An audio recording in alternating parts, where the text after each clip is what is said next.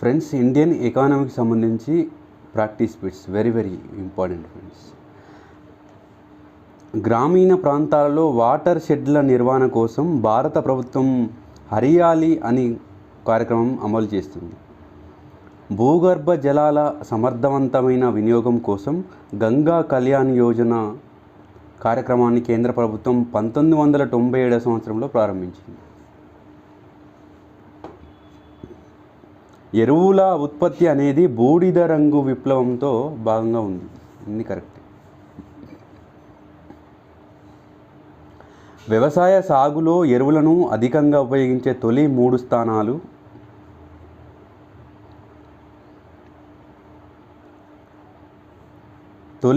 స్థానాలు. పంజాబ్, హర్యానా, ఆంధ్రప్రదేశ్.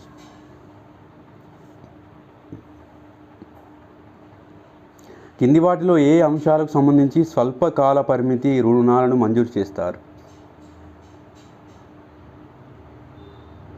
ఎరువులు మరియు క్రిమి సంహారక మందుల కొనుగోలు కోసం, వ్యవసాయ ఉత్పత్తుల మార్కెటింగ్ కోసం.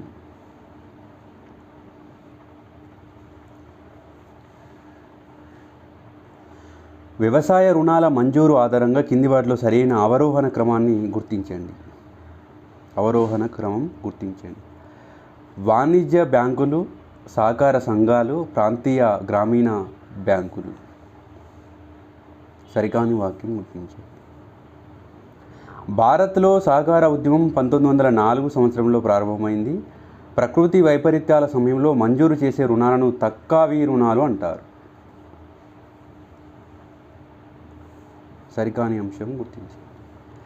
రాష్ట్ర సహకార బ్యాంకు అనేది సహకార పరపతి వ్యవస్థలో శిఖరాగ్ర సంస్థ. ఇది నాబార్డ్కి మరియు జిల్లా కేంద్ర సహకార బ్యాంకులకు మధ్య సమన్వయకర్తగా వ్యవహరిస్తుంది. జిల్లా కేంద్ర సహకార బ్యాంకులు అనేవి మధ్యకాలిక మరియు దీర్ఘకాలిక రుణాలను మంజూరు చేస్తాయి.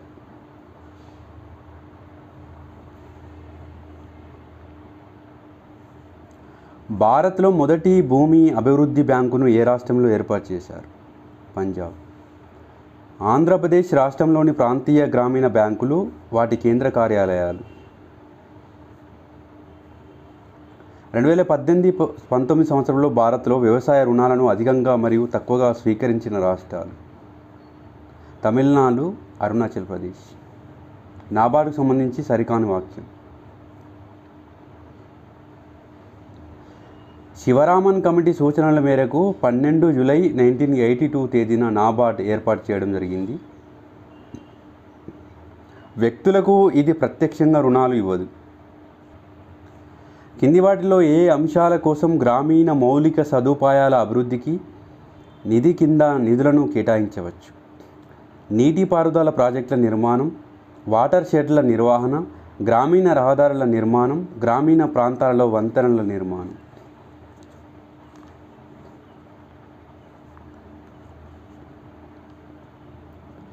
సమగ్ర పంటల బీమా పథకం 1985-86, జాతీయ వ్యవసాయ బీమా పథకం 2007-8, మార్పు చేసిన జాతీయ వ్యవసాయ బీమా పథకం 1999-2000 సంవత్సరం, వ్యవసాయ ఆదాయ బీమా పథకం 2003-4, వాతావరణ ఆధారిత పంట బీమా పథకం 2010-11. సరికాని వాక్యం గుర్తించండి.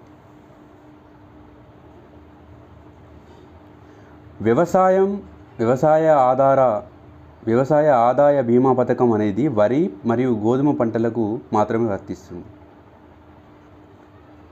వ్యవసాయ ఆదాయ బీమా పథకంలో భాగంగా ఉపాంత మరియు చిన్న రైతులకు ప్రీమియంలో 75% రాయితీ ఇస్తుంది. వ్యవసాయ మార్కెటింగ్ దశలకు సంబంధించి సరైన వరుస క్రమం: అసెంబ్లింగ్, గ్రేడింగ్, ర్యాంకింగ్, ప్రాసెసింగ్. వ్యవసాయ మార్కెటింగ్ దశలకు సంబంధించి కింది వాటిని జతపరచండి. పంట నాణ్యతను బట్టి వేరు చేయడం గ్రేడింగ్, వినియోగానికి అనుగుణంగా వ్యవసాయ ఉత్పత్తులను మార్చడం ప్రాసెసింగ్ అంటారు. వివిధ ప్రాంతాలలో పండిన పంటను ఒక చోటకు చేర్చడం అసెంబ్లింగ్, వ్యవసాయ ఉత్పత్తులను వరుస క్రమంలో అమర్చడం ర్యాంకింగ్. కింది వాటిలో ఏ రాష్ట్రాలు వ్యవసాయ ఉత్పత్తులకు సంబంధించి మార్కెటింగ్ కమిటీ చట్టాలను ఏర్పాటు చేయలేదు? కేరళ, మణిపూర్, బీహార్. చరణ్ సింగ్ జాతీయ వ్యవసాయ మార్కెటింగ్ సంస్థ ఎక్కడ ఉంది? జైపూర్. సహకార మార్కెటింగ్ వల్ల కలిగే ప్రయోజనాలకు సంబంధించి కింది వాటి సరికాని వాక్యం. మార్కెట్ సమాచారాన్ని సులభంగా పొందడంతో పాటు మార్కెట్ ధరలను కూడా ప్రభావితం చేయవచ్చు. రైతుల యొక్క చేరమాడే శక్తి పెరుగుతుంది. మధ్యవర్తులు లేకుండా కొనుగోలుదారులతో ప్రత్యక్ష సంబంధాన్ని ఏర్పరచుకోవచ్చు. అన్నీ కరెక్ట్. సంస్థ సమాఖ్య ఏర్పాటు సంవత్సరం. భారత ఆహార సంస్థ 1965, జాతీయ సహకార అభివృద్ధి కార్పొరేషన్ 1963, గిరిజన సహకార మార్కెటింగ్ అభివృద్ధి సమాఖ్య టైఫాడ్ 1987, జాతీయ వ్యవసాయ సహకార మార్కెటింగ్ సమాఖ్య నాఫెడ్ 1958. సరికాని వాక్యం. భారత్లో మద్దతు ధర, సేకరణ ధర మరియు జారీ ధరలను వ్యవసాయ ధరల కమిషన్ ప్రకటించినప్పటికీ అంతిమంగా ఆర్థిక వ్యవహారాల కేబినెట్ ఆమోదం తప్పనిసరి. వ్యవసాయ ధరల కమిషన్ పేరును 1985 సంవత్సరంలో వ్యవసాయ వ్యయ ధరల కమిషన్ పేరుగా మార్చారు.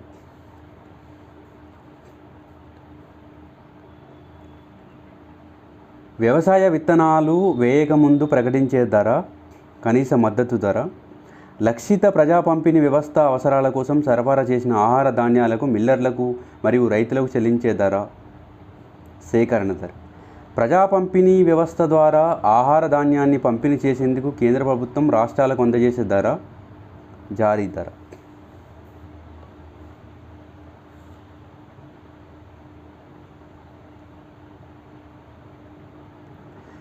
బఫర్ స్టాక్ అనేది ధరల స్థిరీకరణకు దోహదపడుతుంది. దీని ద్వారా డిమాండ్కు అనుగుణంగా సరఫరా సమర్థవంతంగా నిర్వహించవచ్చు. సేకరణ ధర కనీస స్థాయి అనేది మద్దతు ధరకు సమానంగా ఉంటుంది. సేకరణ ధర అనేది మద్దతు ధర కంటే ఎక్కువగాను, మార్కెట్ ధర కంటే తక్కువగాను ఉంటుంది. రెండు కరెక్టే. భారత్లో కమతాల విస్తీర్ణం ఆధారంగా సరైన ఆరోహణ క్రమాన్ని గుర్తించండి. పెద్ద కమతాలు, మధ్య తరహా కమతాలు, చిన్న కమతాలు, మధ్య తరహా కమతాలు, ఉపాంత కమతాలు.